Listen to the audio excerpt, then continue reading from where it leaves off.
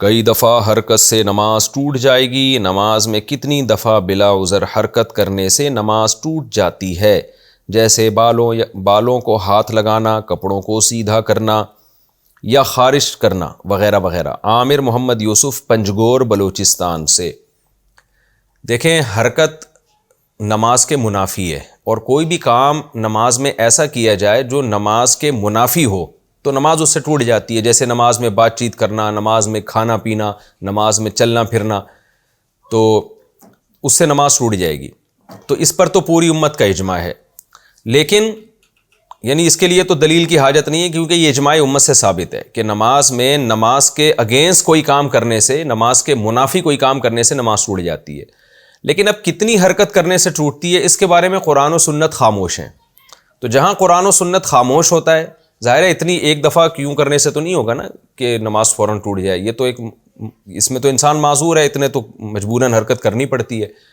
تو اب اس میں کوئی قرآن و سنت میں کوئی واضح دلیل نہیں ہے کہ کتنی حرکت کرنے سے نماز ٹوٹے گی۔ تو جب واضح دلیل نہیں ہوتی تو حضرات فقہاء کرام پھر اجتہاد کرتے ہیں۔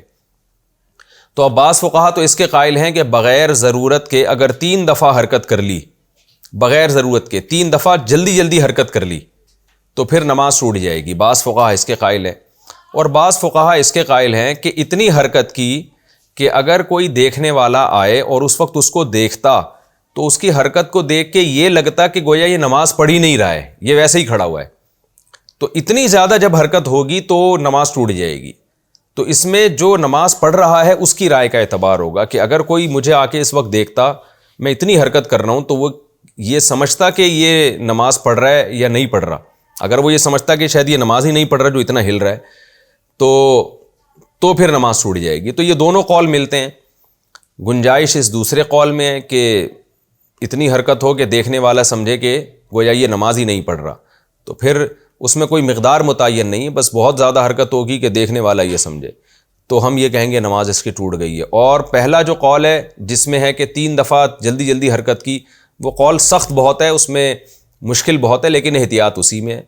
تو بہتر یہی ہے کہ حرکت ہی نہ کریں تاکہ اس مسئلے میں پڑھنے کی ضرورت ہی پیش نہ آئے نا۔ ہمارے حضرت فرمایا کرتے تھے نمازی کو چاہیے پہلے جتنی جہاں کھجانا ہے نا تسلی سے کھجا لے، ہلے، اتنا ہل کے تھک جائے پھر کھڑا ہو۔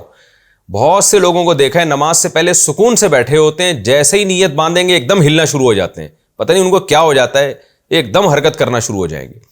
تو تمیز سے نماز پڑھنی چاہیے انسان کو، تو ایسا کام نہیں کرنا چاہیے جو نماز کے منافی۔ ہاں کوئی بہت ضرورت ہے تو پھر جلدی سے حرکت کر کے وہ ختم کر دے اس کو جو خارش ہو رہی ہے، تاکہ نماز میں اس کا دھیان نہ بٹے۔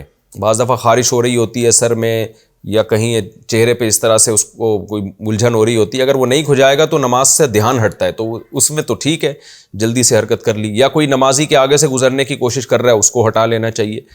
تو اس طرح کی حرکت جہاں ضروری ہو وہاں تو بالکل جائز ہے، لیکن جہاں ضروری نہیں ہے تو 1 دفعہ بھی حرکت نہ کرے۔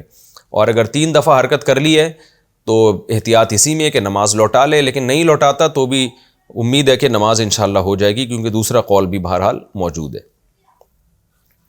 لیکن گناہ بہرحال ہوگا، یہ خوب ذہن میں رکھیں کہ بار بار بلا وجہ حرکت کرنے سے نماز کا خشوع و خضوع بھی خراب ہوتا ہے اور گناہ بھی ملتا ہے۔